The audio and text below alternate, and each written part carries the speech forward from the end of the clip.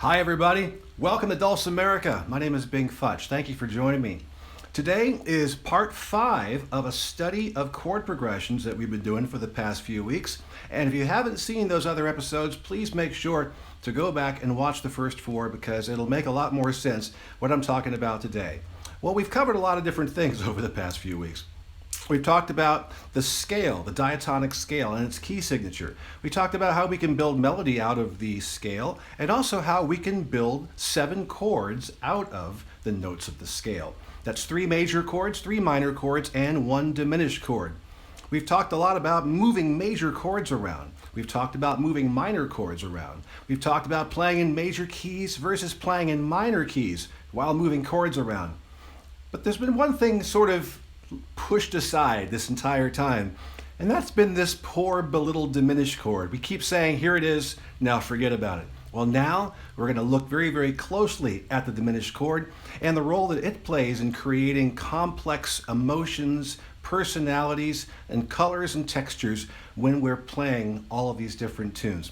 So we're going to have a lot of fun today, and I hope you will enjoy what you're going to find, because not only will we talk about the diminished chord, we'll talk about another chord that I really haven't even mentioned a whole bunch, and how the two are similar and how to use them. But first, before I go anywhere further, I want to say hello to one of my patrons on Patreon, Darla Baker. Darla, thank you very, very much for becoming a patron. I've enjoyed the lessons that we've had together and your hunger for improving your skill levels. I really, really enjoy the fact that people are playing them out in dulcimer and just wanting to find out how they can continue to add to their tool set, basically. So I want to thank you very much for becoming a patron, because you enable me to do this sort of thing full time. In the midst of this whole coronavirus pandemic, I've still been able to work and provide content to not only you, but to all of my patrons on Patreon. So I want to thank you very, very much for becoming a patron, and this shout out goes to you. Now, to all my other patrons out there, I love you just as much at any tier level, because everything that you do every single day helps enable me to continue to do what I do, which is create content and help you to become a better player. Not only that, but because of the ADHD stuff I've got going on, it's nice to be able to wake up every morning and know that I've got this wonderful community of people out there that are expecting me to do something other than sit on my hands and, I don't know, ride roller coasters. So really, this relationship with all of my patrons has been an absolutely magical one for the past 7 years. And I want to thank every single one of you for inspiring me, and I hope that I'm doing exactly the same thing for you. Now, if you're out there and you've heard this Patreon thing tossed around and wondering what it might be, there's a lot of different artists from all around the world who have a wonderful one-on-one relationship with their fans and followers, and that is through Patreon. We provide content, entertainment, education, and a lot of other different things. And this has really been super important as well during the subsequent lockdowns and everything else that we've been doing. Lots of time on our hands, but lots of time that can be well spent doing something that we all love doing. So I have all of my books, CDs, tablature, and educational resources all in an archive that's available through Patreon. And all you do is you can pay at least $5 a month, and that will get you access to everything. Plus, you get special weekly exclusive content like Dulcimerica, Mailbag Monday, happy hours that we have, all kinds of a lot of fun stuff. So if you'd like to sample the wares and see what it's all about, go to patreon.com/bingfutch, scroll down a little bit, and then you'll see some choices there.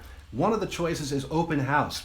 That is all free content for you to download. Go ahead and check it out. Let me know what you think, and either for $5 a month or an annual pass rate of $50.40 per year, you can get unlimited downloads of all of this stuff. And I'm going to say it specifically, you don't have to go to my store and buy all my CDs and books. You'll get them for free through Patreon. So again, to Darla and to all of my patrons, thank you guys very much.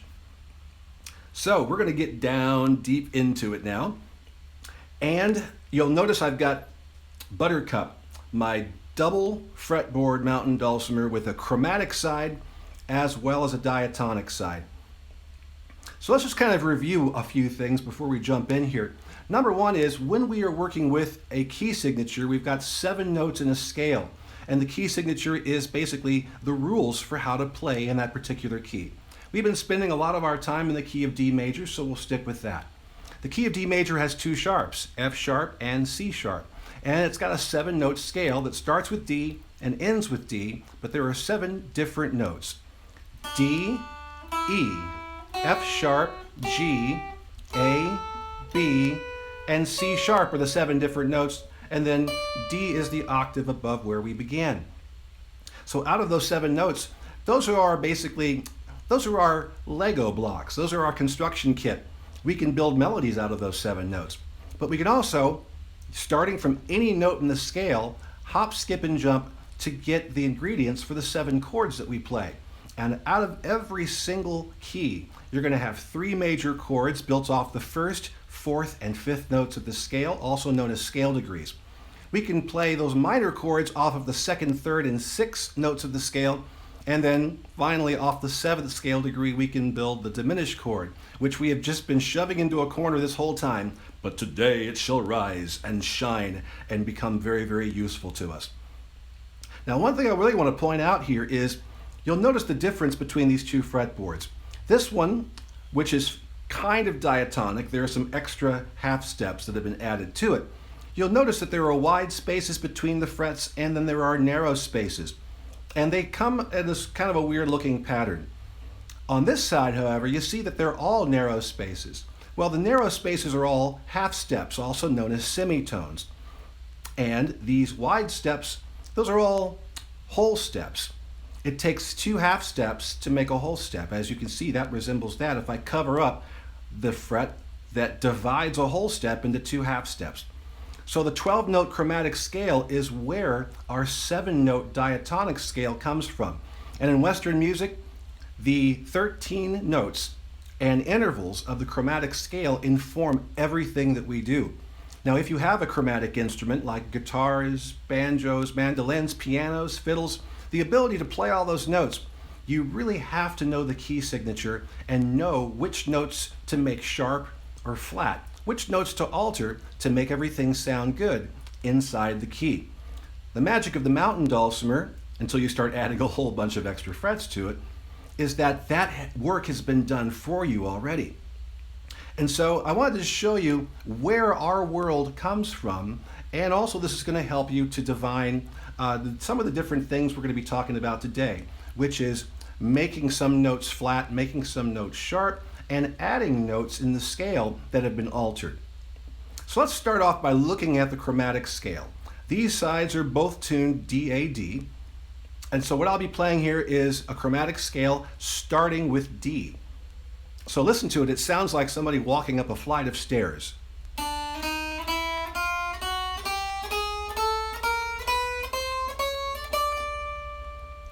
Every single one of those notes is a half step apart, and so we're going up the scale semitone by semitone. Now a lot of people, a lot smarter than I am, many centuries ago, decided that to write really pleasant sounding music, we really don't need all of those half steps. We just need 7 of these notes out of the 13 there altogether. And so they came up with 2 scales that came out of the modes. The modes is a whole different study altogether. But there are 2 scales that we know now in modern times, the major scale and the minor scale, both of which have 7 notes attached to them. And so how do we get that coming out of this chromatic scale? It's by going in a pattern of whole steps and half steps. So we know the D major scale that I just played over here. Basically, really all I'm doing is going 1 fret after the other because we've got our collection of wide spaces and narrow spaces that make that happen naturally. But I want to show it to you coming out of the chromatic scale. So if I start from D, and the pattern we're looking for here is whole step, half step, whole step, whole step, whole step, half step. So if I go from D and I go a whole step, that means I'm going to skip over this first fret and go here instead. Now I've got the first 2 notes of the D major scale. We'll go another whole step. We'll go a half step now. Then we'll go another whole step, another whole step, another whole step, and then 1 final half step. That's 5 whole steps and 2 half steps that create our diatonic scale. The difference between chromatic and diatonic is chromatic means all the notes, and diatonic means just within the key, just the 7 notes that are going to be in the key signature that define the rules for whatever tune you're playing. So that happens also for the minor scale, although the whole steps and the half steps take place in a different order. It's whole step, half step, whole step, whole step, half step, whole step, whole step to get your minor scale. So let's take a look now at how that relates to what we're doing over here on the diatonic side. Let's take a look at the intervals. The intervals are going to be very, very important. And one of the things I always recommend to my students is to learn these intervals, because the intervals, which is the distance between 2 notes, the intervals will help you do a lot of things. It'll help you identify melody, it'll help you identify chords, and it'll help you to realize which of these notes inside of a chord needs to be adjusted and in which direction in order to get another type of chord or to build more complex chords with more notes. First, we have what's called the unison. So I guess altogether we can call this, yeah, it's all 13. The unison is basically the same note twice. Both of those notes are the same, they're the same pitch, the exact same note. That's known as the unison. Then we're going to go to our next interval. That is a minor second interval, sounds like the Jaws theme.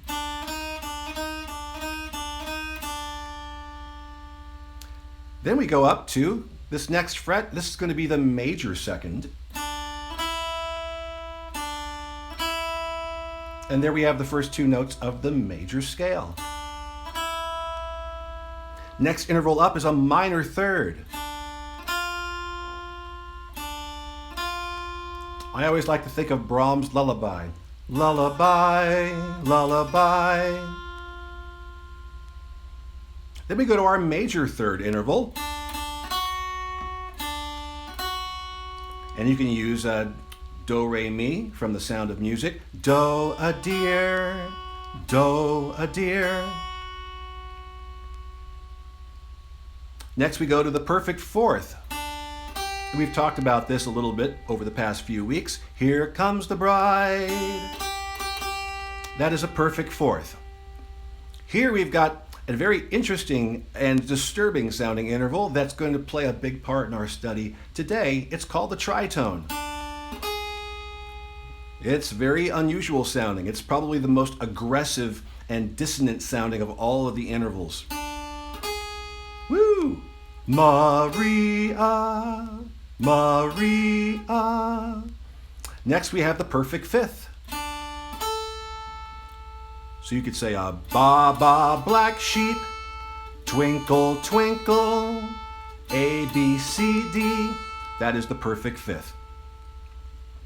So we got out of our pattern of minor second, minor third, major third, and then we hit these 3 very unique intervals, the perfect fourth, the tritone, and the perfect fifth. Now we go right back into that pattern of minor and major starting here. That is the minor sixth interval. I think of the theme from Love Story. But you might come up with your own, of course. Next up is the major sixth interval.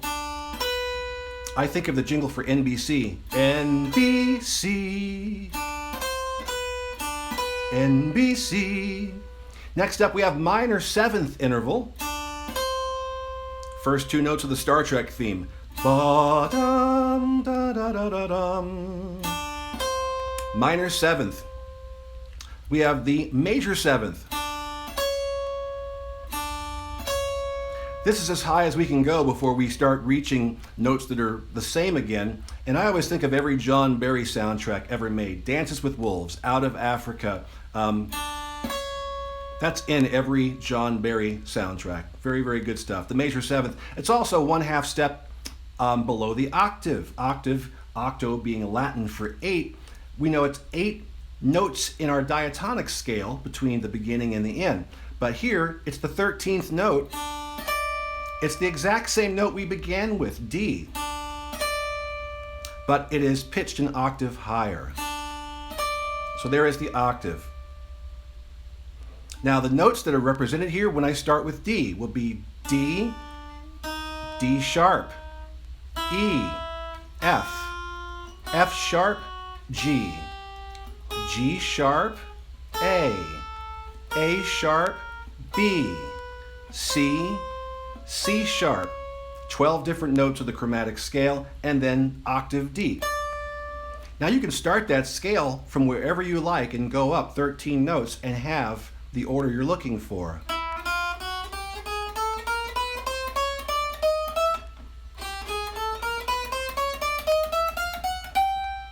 And those notes are always going to come in the same order and be named the same way. Because we're going up, we're talking about sharps. Sharps mean you are taking a note up a half a step. But oftentimes when people are going downwards, descending, they will make them flats instead. And things like A sharp and B flat are the exact same note. They're spelled differently depending on which direction you're going or what key you're in. I know it's confusing, but we won't get too deeply into that right now. That's called an inharmonic spelling. They are the same note, they are the same pitch, but they are spelled differently depending on the context. So that's what the flats mean. We're taking something down a half step. Sharps mean we're taking something up a half step, and that's going to be very, very important for what we're looking at today. So I wanted to show you all those intervals and plant some earworms so that you can kind of recognize them as we start moving around, because we're going to be using that in the two chords that we look at today, starting with our diminished chord.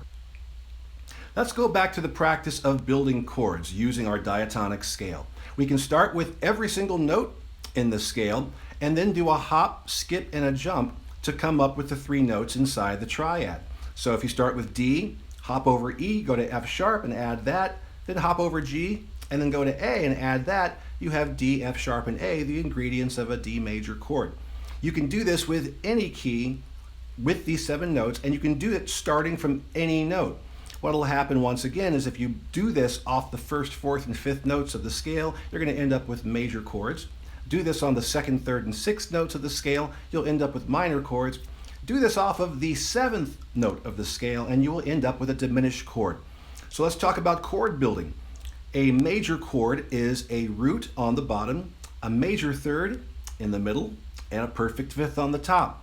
So if we were to play from D, there's our root, then we play our major third interval, remember, do a deer, and then we play our fifth, twinkle twinkle. We have the 3 notes needed to make a D major chord. Play them all together and that's exactly what you get. When you play a minor chord, you are playing a root. That's the same. You're playing a minor third interval, not a major third, but a minor third interval from the root, and then you're playing that perfect fifth. So the only thing that changes is the third, and we flatten that note. We take it down a half step. So in that case, we would be playing D as the root. We'd be playing a minor third interval. Lullaby, F natural here, and then the perfect fifth. And there you have a D minor chord. That works off the 2nd, 3rd, and 6th notes. So what the heck is a diminished chord? Well, we can look at it one of 2 ways. One would be a major chord with a flattened third and flattened third and fifth. That means we're taking the third from a major third down to a minor third, and then we're taking the fifth and we are bringing it down. Now, what are we bringing it down to? Well, you can call it a diminished fifth. A diminished fifth is basically the same as a tritone. So if there's our fifth, and we flatten it, take it down a half step, we end up with a tritone. So why don't we call it a tritone? Because the tritone is basically referring to its own thing. It's that distance from the root. But what we've done here is we've altered the fifth, which is normally perfect the way it is. And so by taking it down a half step, we want to make sure that we know that we are making a change to the fifth and not just identifying it as it normally is. It's not a perfect fifth anymore, it is now a diminished fifth. Consequently, if we raise the fifth and take it up a half step, that is called an augmented fifth. It's the same thing as a minor sixth, but we don't want to call it a minor sixth because what we're doing is affecting the fifth. And so augmented fifth would go up a half step with the fifth, and a diminished fifth would take the fifth down a half step. So once again, a diminished chord is a root, a minor third, and a diminished fifth. Another way of looking at this is it's a minor chord with a major, with a root, and then with a minor third, also with a flattened fifth. Two ways of looking at it, but basically we are dropping the third and the fifth down a half step. And that sounds like this. It once again has a very, very quizzical sound to it. And we talked about the emotions involved when we're moving around major chords and minor chords. Major chords are up, positive, happy, victorious. Minor chords are sad, serious, somber, troubled. And diminished chords are sort of quizzical. They create a musical tension. And we talked about that tension and how that likes to resolve, right? Music is about tension, release, and it really tugs at our heartstrings. But what exactly is it that's creating the tension? What's creating the tension is the tritone. It is, in a diminished chord, a tritone distance from the root to the fifth. That crazy, spooky interval that we already dealt with is creating the tension that we're hearing inside that chord. So what is that chord good for? That chord is great for setting up a beautiful resolution. It's got a dominant function, and that means that it works just like the 5 chord does in that it really, really wants to resolve back to the tonic or the root of the deal. So in this case, the C sharp diminished chord, built off the 7th scale degree when we're in D major, wants to resolve very strongly to the tonic, which is D major itself. Listen to how nice this sounds.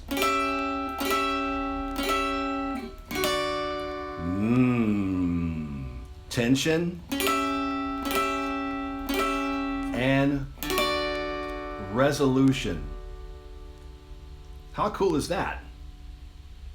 Now, something to be thinking about also, and we're going to get very, very deep into this in our next episode, is that what we're using the 7th note of the scale degree, or the 7th scale degree rather, it's what's known as the leading tone. And the leading tone is something that's going to resolve either a half step down or a half step up. And that's exactly what we're hearing here, is that C sharp at the 6.5 fret is going to resolve upwards to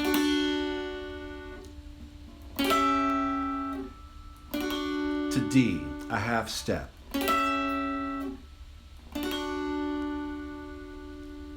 So it sounds really, really good that way. In fact, you could play it down here and really hear a nice resolution as the C sharp moves up to the 3rd fret here. That sounds sweet, doesn't it?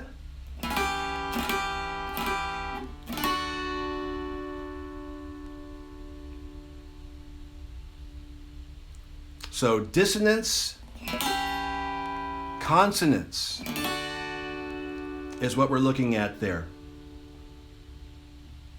So we've just gone so long with this diminished chord and we just haven't given it any real look. So now that we've introduced it, shown how to build it, and understand a little bit of its harmonic function, again, something we'll cover in the next week's episode, what exactly can you do with it when you're working on a piece of music? Well, typically you want to start on the root of whatever you're playing. So if you're in the key of D, you want to start with the D major, and then we can move through the major and minor chords however we like to. But typically, if you want to go back to the 1, playing the 7 is a great way of introducing a bit of tension right before you get that release coming back to the 1. In other words, it's a great second to last chord to end a piece, or you can even drop it throughout the piece whenever you go back to the 1 chord. Let's take Amazing Grace, for example.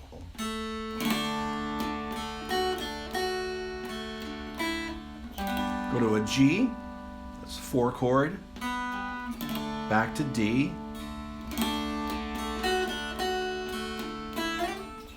We'll go to the 5 chord, which is A major. Now I'm going to go ahead and add this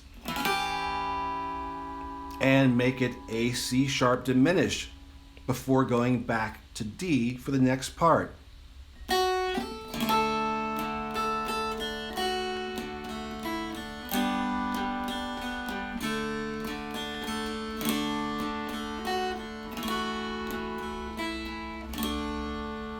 Now, if you wanted to end it just like that, that'd be fine. But some people like to put a little bit of a tag on the end of a piece of music. And one way of doing that would be to do a 4-7-1 progression. 4 being G, 7 being our C sharp diminished, and finally 1 being our D. Isn't that neat? Let's try that with the end of Amazing Grace.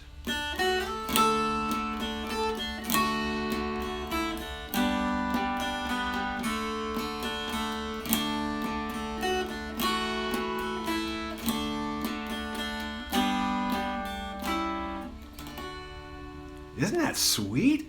That's nice. It's like a little kiss on the cheek of that chord before we go ahead and move back to the 1. And that, in a nutshell, is what a diminished chord is really good for. When you see a diminished chord written, typically it's going to be, say, C sharp, and it'll have DIM written next to it, or it might have a little degree symbol, like as in the temperature, Fahrenheit or Celsius. And that's shorthand for the diminished chord. You can certainly play that chord in a different way, but the whole point of having a diminished chord in there, once again, is to create that tension and then have it resolve very, very nicely, usually into the tonic, although you can use it differently. As we discovered when playing in a minor key, the diminished chord actually falls on the 2nd scale degree. So it might actually show up very, very early on in a chord progression instead of waiting towards the end or waiting to go back to the 1. There's a certain different set of rules that go on when we're playing in a minor key. So they are very much fun to play with, and there are a number of different diminished chords that we're going to run into. Now, once again, these are built off the 7th scale degree. So let's take a look at some of them here, starting off with key of G. In the key of G, it's an F sharp diminished, and those notes are going to be F sharp, A, and C. So we can do that by playing a 2, 1.5, 4 chord if you have the 1.5 fret, or playing a 4, 5, 6 chord. And of course you could flip these over. And also by playing a 9, 7, 6 chord if you've got the fingers for it.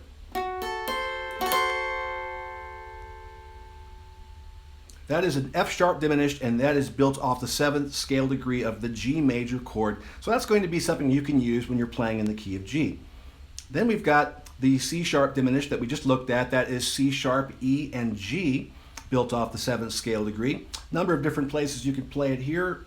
We just showed you the 1, 2, 3. You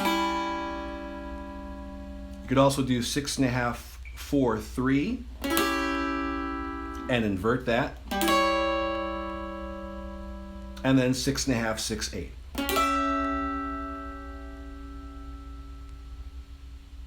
And once again, those chords are based on the leading tone, and they all resolve very, very wonderfully to the tonic.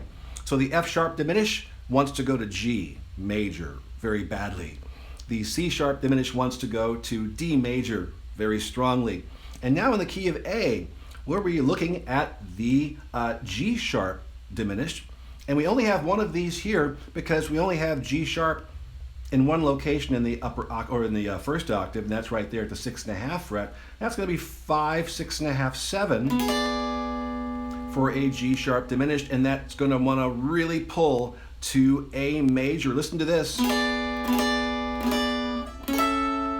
Nice resolution there. Doesn't matter if we go up or down, it sounds really, really good. Let's do that F sharp diminished to G.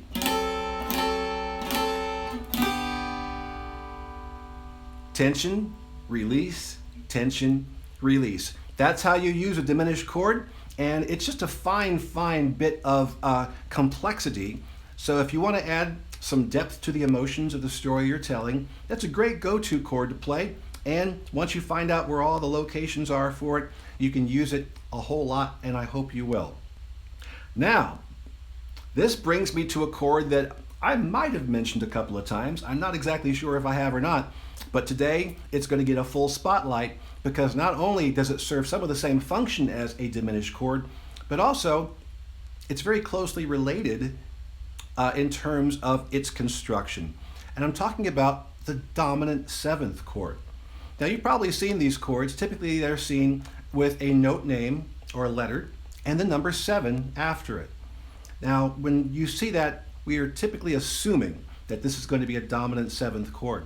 There are other types of 7th chords out there, and if you want to dig down deep into what those are, I recommend going back to December of 2020 to check out my 11 types of chords episode series that talks about the major 7th, the diminished 7th, the half diminished 7th, the minor 7th, and all the other 7th chords. But the granddaddy of them all, the most important of them all, is the dominant 7th. And why is that? Because it is native to the scale. It's actually a diatonic chord, and it's built off of the 5th scale degree. So how come we didn't cover this yet? Because it requires an extra step, literally an extra hop in our process. So let's take a look at the D major scale once again. And this time we're going to build off of the 5th scale degree. So we already know that if we hop, skip, and jump and build a major triad, that we end up with A major, A, C sharp, and E. But now we're going to hop one more time to add a 4th note. So if we hop from E, skip over F sharp, and add G, now we have got A, C sharp, and E. We got the root, the major 3rd, the perfect 5th, and we've added the minor 7th interval.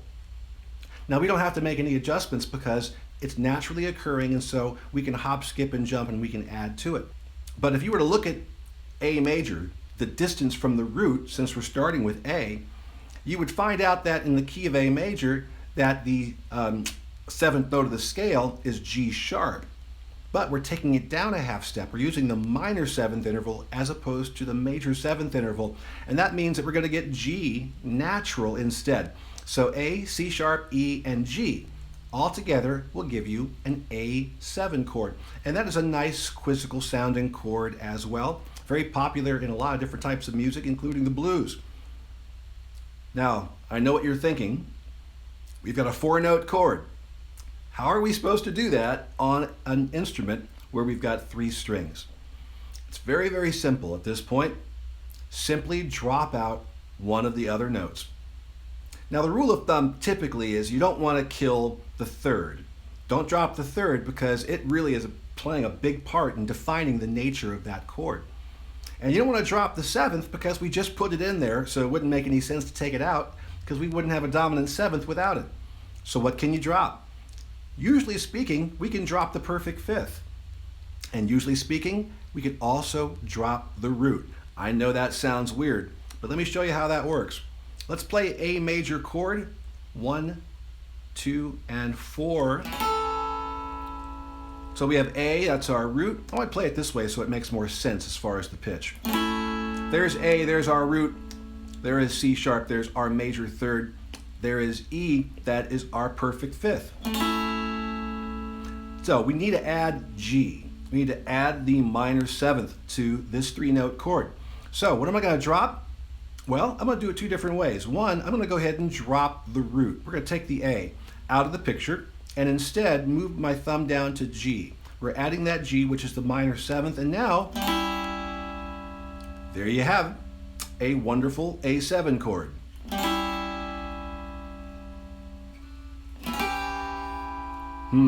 Hold the phone. I'm putting my fingers in exactly the same way that I did for the diminished chord. What gives? What's going on here? What kind of black magic trickery is this? Well, it's very interesting you mentioned that. When we start playing with triads and we're working with 3 different notes, it's very, very normal to have these diatonic examples, major, minor, diminished. When we start building from there and adding notes to a chord, we get into really this sort of harmonic complexity.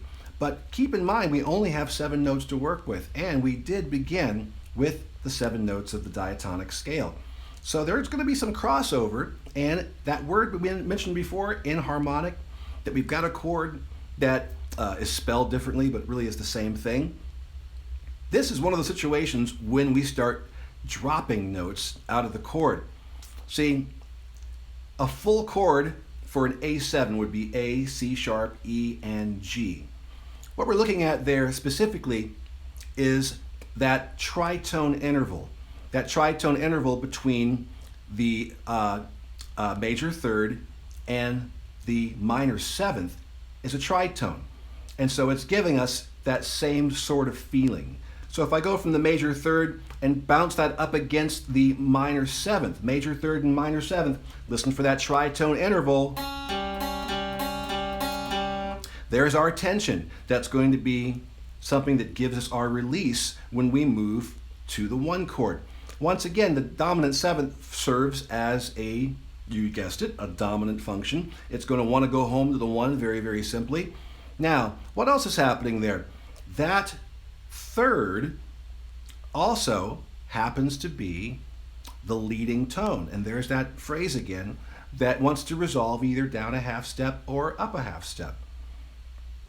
So what we've done is we've dropped the root out of the picture. And when we've done that, we have removed the one thing that made a difference between the diminished chord or the diminished triad and the seventh chord. I know it's a bunch of gobbledygook, so let's go ahead and try and build these things and show you the similarities between these chords. Let's start off in the key of G major, and we're going to build off of the fifth scale degree. That's going to be D. So we're going to build a D7 chord. So we hop, skip, and jump. We end up with D, where'd that come from? D, F sharp, A, and C. So those are 4 notes. So take the D out of the picture, and what are you left with? F sharp, A, and C, which is the F sharp diminished triad. Let's do that same thing again with D. We're going to build off of the fifth scale degree. We have A, C sharp, E, G. Drop the A, and you're left with C sharp, E, and G, which is a C sharp diminished. All right, now let's go to A.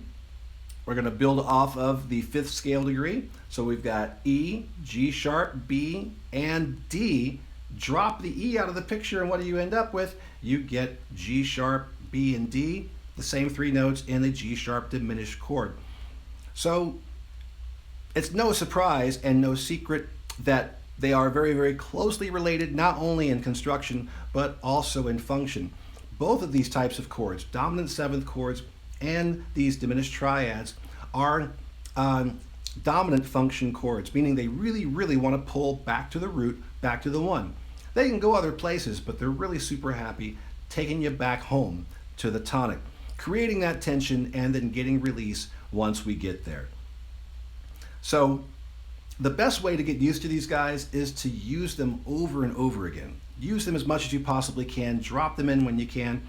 And let me give you a couple of examples of how we're going to build this a little bit differently. Another way of doing an A7 chord would be to drop the perfect fifth and leave the root into it. So I could play a 3, 2, 4 chord. So there's A, that's the root. I got C sharp, the major third, but I've got no fifth. I'm not playing E instead of playing that G, that's the minor seventh. And so that works out real nice as an A7 chord as well. So you can go either direction with that.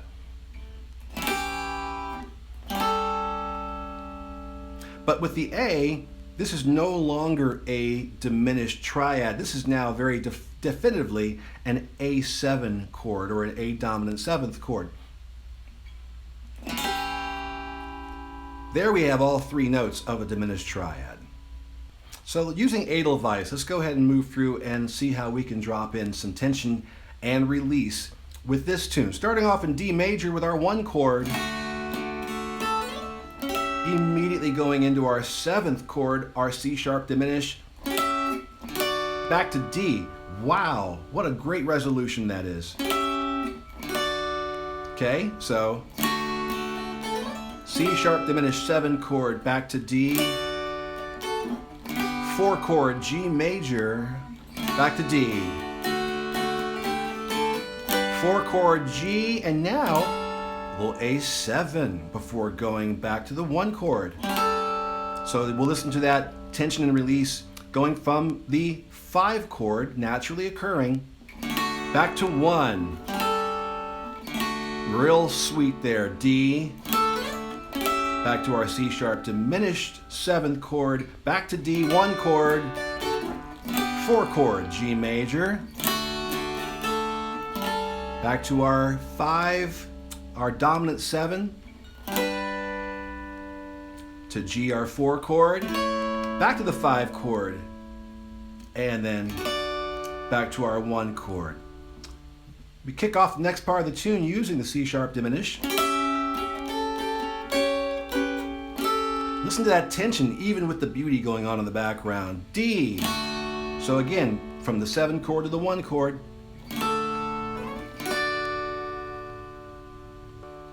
Okay, and then we have our G, 4 chord. Ooh, G sharp diminished. And that's going to lead very nicely. Remember that leading tone is G sharp. It really wants to go to A. There's our A, nice.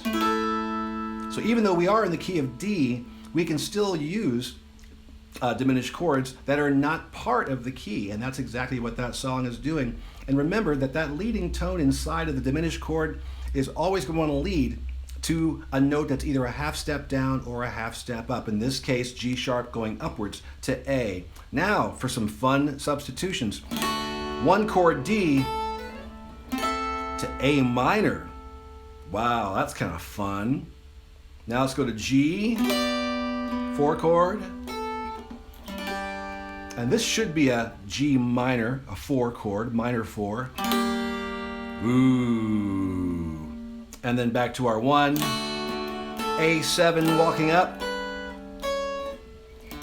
And then to our 1 chord D to wrap things up.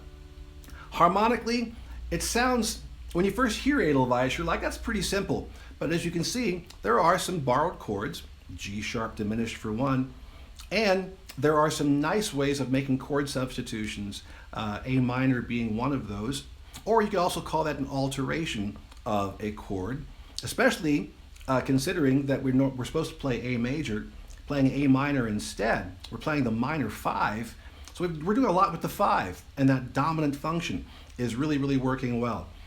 So I know at first this sounds a lot like alphabet soup, but the more you employ it and the more you play with it and the more you bring it into your everyday play, the more you'll see how to use this stuff, how to steer yourself through a chord progression.